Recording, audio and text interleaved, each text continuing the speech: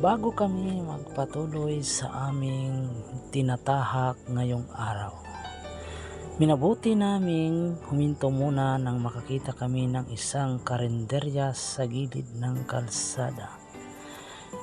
Total, nagugutom na rin naman kami, abay pumili na rin kami ng aming mauulam.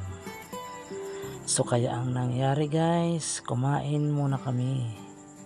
Pumili kami ng kung ano-ano pero ang napili namin ay isa lang. Total, isa lang talaga ang kaya naming bayaran. So nga pala guys, kung nagtatanong kayo kung nasaan kami, dito pa din kami sa loob ng Samar. Nyonk. Hindi guys, joke lang. Nandito pa rin kami sa Gandara. Pero medyo labas na ito ng Gandara. So ayan guys, pumipili na kami ng lamesa kung saan kami pipisto. Ang gulo-gulo na ng kamera. Kung sino man ang may hawak ng kamera na yan, abay pakainin na yan. Kasi ang gulo na ng video mo. Masakit na sa ulo, maharang pa sa mata. So ayan na guys, nandito na ang ating tagapagsilbi bilang isang may-ari ng karinderyang ito.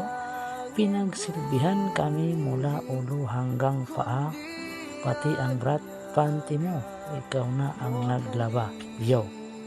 So joke lang yan guys, nandito na kami dyan.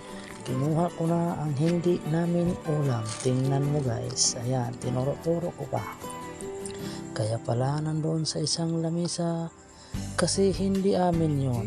Yung dinala ko ay hindi amin, pinakita ko pa sa kamera. Yun sa isang nagdala, yun talaga ang order namin.